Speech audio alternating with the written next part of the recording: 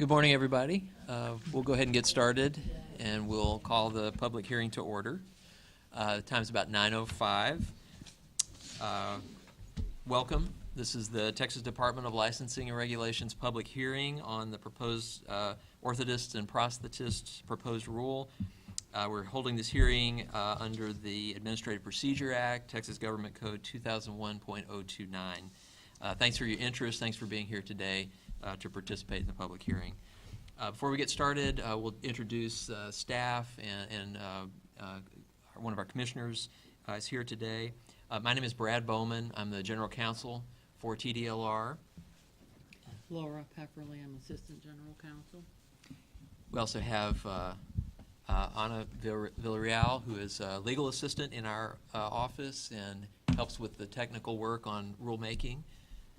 Nick Voenis, our Chief of Staff. Dr. Gary Wesson, who is one of our commissioners. Mary Winston, who's an attorney for TDLR. And we have some other staff in the room as well. The purpose of the hearing today is to receive comments from any interested person about the proposed rule 114.75. The hearing has been requested, particularly by the Texas Podiatric Medical Association, and so we're holding the public hearing pursuant to that request. The proposed rule concerns the scope and conditions of practice for consultations, physician orders, and practice setting in this particular profession. A little bit of background about the proposed rule. The rule was published in the Texas Register on April 13th. They're also posted on our website. The comment period for this proposed rule actually closed on May 14th of 2018. However, we are, because of this public hearing, we're accepting any oral or written comments that are related to this particular rule up until the conclusion of this hearing. Okay, so a little bit more on a background. This rule was actually a part of a larger rule package, a set of proposed rules that were published in the Texas Register in April. The rest of those rules have already been adopted by our commission. This particular rule, 114.75, the commission deferred action on that and pending this public hearing. There's also going to be an advisory board meeting this afternoon where this particular rule will be on the agenda for the advisory board to make a final recommendation to our commission. Just a little bit about the kind of the ground rules for the hearing. We'll receive testimony about the proposed rule. We'll take comments for and against the rule. If you are opposed to the rule, it would be most helpful if you could explain why and any suggested changes or solutions that you might have to offer would be appreciated.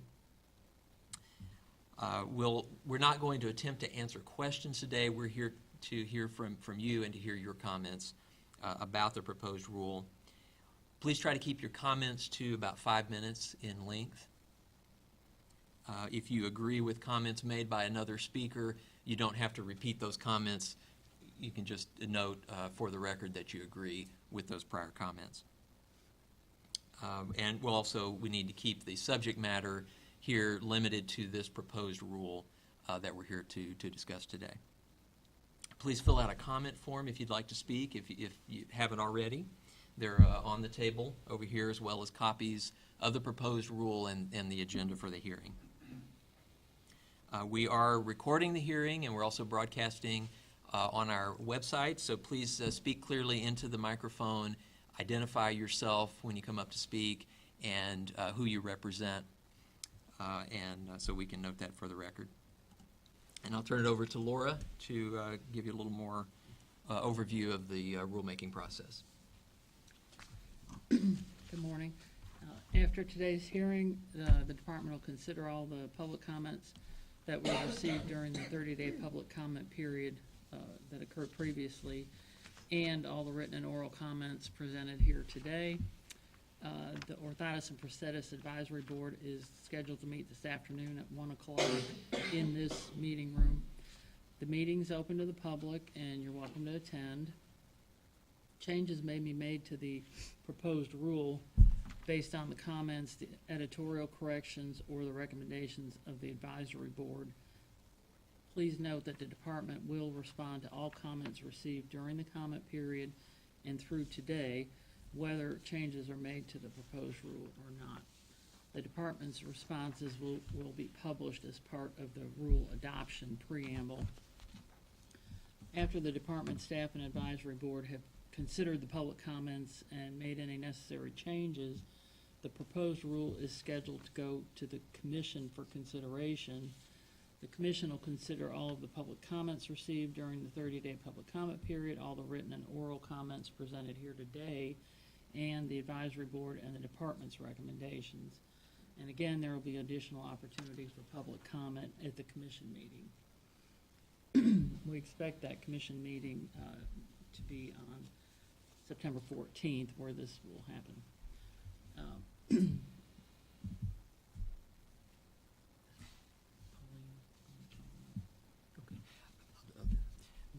Okay, thank you, Laura.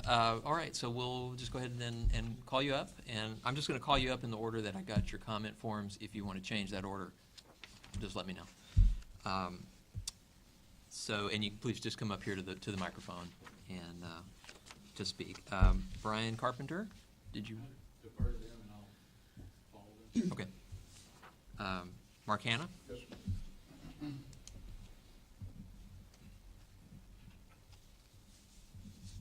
Yes, thank you, sir. My name is Mark Hanna. I represent the Texas Podiatric Medical Association. We would like to thank the advisory board and DDR for giving us the opportunity to speak to you at this public hearing. If I might, I'd like to give you written comments. Sure. That is essentially the letter that I wrote to Ms. Al during the comment period, which I think states our position very succinctly. And that is, if you look at, and incidentally, we are opposed to certain sections of Rule, let's see here, 114.75, and I'll speak to those shortly. If you look at the enabling legislation, particularly the provision in section 605.002 of the Occupations Code, it very clearly defines orthotics and prosthetics. We're interested primarily in orthotics, but the same applies to prosthetics.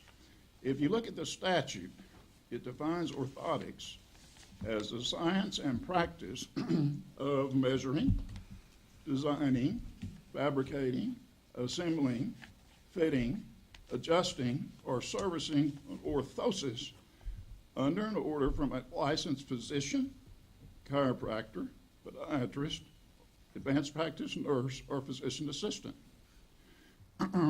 When this statute was passed in 1999, I represented the Texas Podiatric Medical Association, and we negotiated directly with the members of the legislature and with the proponents of the bill, the orthotists and the prosthetists. And it was very important to the medical doctors, the DOs, the DPMs, the DCs, that this provision that requires an order from one of these doctors be in the statute, which that was passed and hasn't been amended. So based upon that history, we think it's clear that under Texas law, the provisions of the rule which authorize certain activities without an order from one of those healthcare providers is clearly not within the meaning of the statute and should not be forwarded to the commission because we think it exceeds the commission's authority to adopt. And those provisions are outlined in paragraph 2 of my presentation. Specifically, the proposed rules in section 114.75 would authorize a practitioner of orthotics or prosthetics to conduct an initial patient consultation, evaluation, including preliminary casting, measuring, and scanning on a self-referring patient before an order is received. We think that clearly flies in the face of the statute, and we would request that you amend that proposed rule to remove the authorization for orthotists and prosthetists to have direct access to patients without an order from a referring physician, podiatrist, or other appropriate healthcare provider. Additionally, in section 114.75E, the proposed rule provides that all fitting, including diagnostic fitting and/or delivery, requires a written order. We think that provision should be revised because the statute does not provide for diagnostic fitting, and therefore also exceeds the statutory authority for the advisory board and the department. So thank you for your consideration. Just so you'll be aware, we were concerned that this rule went through the advisory board onto the department when we thought it is clearly beyond the scope of practice of these licensees. We're very hopeful, as I stated earlier, that you will recommend to the advisory board that they modify the rule as we have requested this morning. So happy to answer any questions you might have. I don't think we have any questions. Thank you, Mr. Hanna. Thank you for this opportunity. Thank you.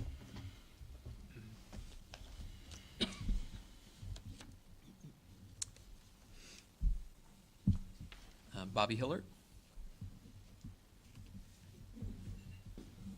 Thank you. My name is Bobby Hillert. I'm the Executive Director of the Texas Orthopedic Association, and we are in opposition to this proposed rule as it's currently written. Many of our comments echo what Mark Hanna said.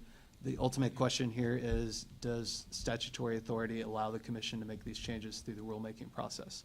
So I'll go beyond that. We, Texas Orthopedic Association and the Texas Medical Association, had about an hour-long conversation with one of the advisory board members in June about what changes could be made.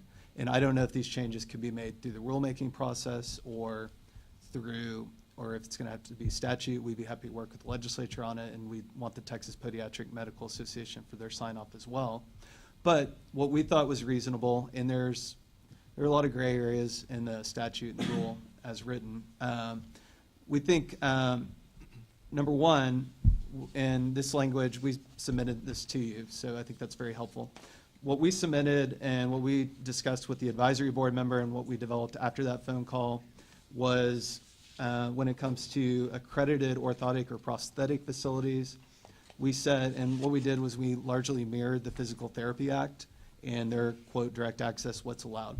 So if a patient wants to return directly to an orthotist or a prosthetist within 12 months for an adjustment or any other issues regarding their device, we could put it in writing stating the patient may go directly within 12 months. It's just that that practitioner should notify the physician or podiatrist or chiropractor who wrote the order originally within 5 business days, just to let them know.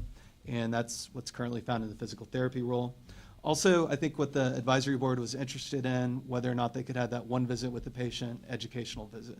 What we said in this language, we said we would be okay with the idea of having one educational discussion with the patient, but that would not include fitting, preliminary casting, scanning, and other items such as that.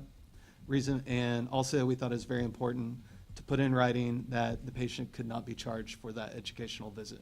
Reason being, the original physician, podiatrist, or chiropractor who wrote that order, it's a full picture, and we don't think that just that educational visit's giving them the full picture, so we don't think they should charge for it. And then also the advisory board member indicated there's an issue with individuals who are somehow gaining access to patients in hospitals, trying to, quote, sell them on orthotic devices, for example. That's a bigger problem. How are those individuals getting those patients in the first place? But beyond that, she indicated that it would be helpful if we put in writing that no individual may have that discussion outside of an orthotic facility, and we thought that would be important to put that in writing as well. So it goes back to the bigger picture. Does TDLR even have the statutory authority to do this, as Mr. Hanna said? If they do, this is suggested language that we think would be useful for patients, And if they don't, we'd be more than happy to work with the legislature to put these items in writing and statute. Thank you for your time. Thank you.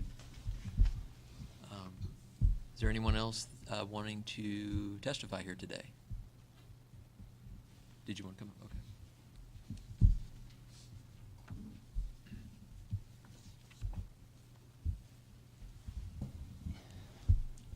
Good morning. Thank you guys for allowing me to speak. Brian Carpenter. I'm a practicing podiatrist here in the state of Texas, and I'm speaking on behalf of myself, my practice, and the podiatrists out there, and I've spoke with many of my colleagues. Our stance from a practicing physician is we worry about the patient. If patients are going in for, quote, foot pain, they're missing going to see an MD, a DO, or a DPM and fully being examined and worked up. Why are they having foot pain? Go to an orthotist, they're having foot pain, they're going to put them in an orthotic device. What if it was a tumor? What if it was a vascular condition causing this, and the orthotic device made them worse, or ended up pushing them to the point where they lost a limb? When we see the patient and examine them with our malpractice insurance and our license, we assume the liability of the patient, the diagnosis, and how things progress. The orthotists and prosthetists, they don't have a malpractice, and if they're examining, diagnosing, and treating them, then they assume that risk and liability if something happens to the patient. Also, for my own personal, I think this is a big risk doing this, because what's next? Are the manufacturers of dental devices going to start doing this without patients having to see a dentist for dental problems? There's a reason that you go through the steps with the licensed practitioners that have done residencies and fellowships and medical school or dental school, you know, to examine these patients, to make sure that we're not missing things and they're being treated appropriately. I'm not speaking against the orthotist. I don't do orthotics myself.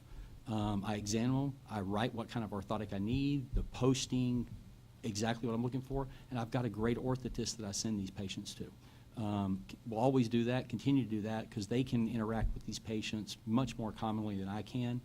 You know, like Bobby said, if the patient's having a problem a month from now, great, they go back to the orthotist. My orthotist already does that.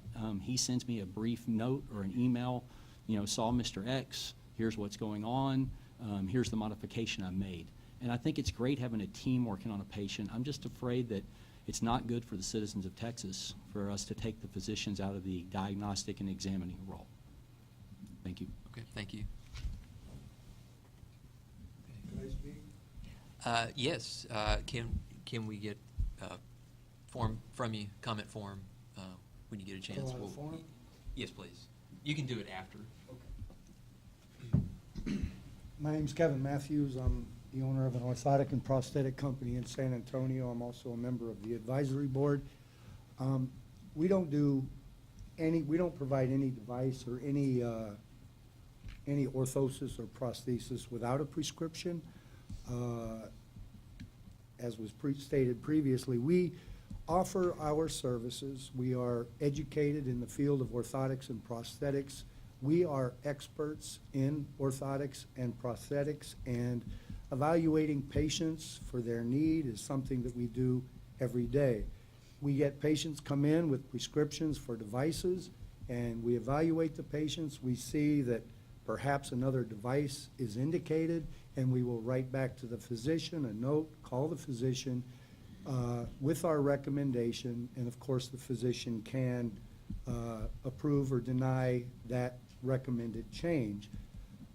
Along with that, we have patients that come into our office or are referred by physical therapists, occupational therapists, other medical professionals that would like our opinion as to what would be, in our opinion, indicated for that patient. When you see thousands and thousands of patients and you're basically dealing with this over and over again, we really are the experts, and our counsel, our advice should be taken into consideration. We will sometimes go to physical therapy clinics, and the physical therapist would like us to aid them in evaluating the patient's gait, their diagnosis, and coming up with a professional recommendation as to design or the need or the recommendation for orthotic intervention. We always work under a physician's order. We cannot provide a heel cup, a heel lift, any device without a physician's prescription.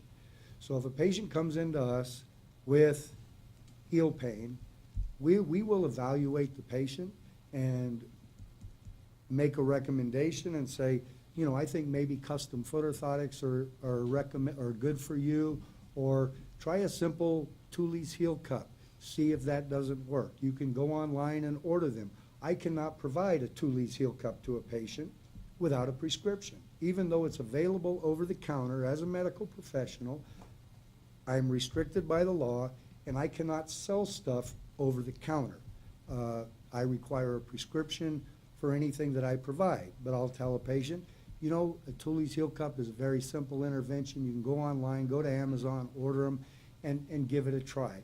We're not diagnosing the patient, we're telling them something they can do, and if it becomes chronic, of course, we recommend they go to a physician. But anything that we do is under a physician's order. I have patients come into my clinic that come in for adjustments to AFOs. I see the patient, I see they've clearly outgrown the AFO. In order to facilitate moving the care forward, I may take molds for I do a lot of pediatric work. I see these patients year after year after year. I may go ahead and take molds for that patient because I know they are going most likely to require continuation of AFO use. But I also tell them they need to go to their physician and get a new prescription before we can do anything. We don't verify benefits with the insurance. We don't do anything other than take the mold of the patient's foot to save them having to come back for another trip. Once we receive the physician's agreement, prescription, then we'll proceed with authorizations through the insurance.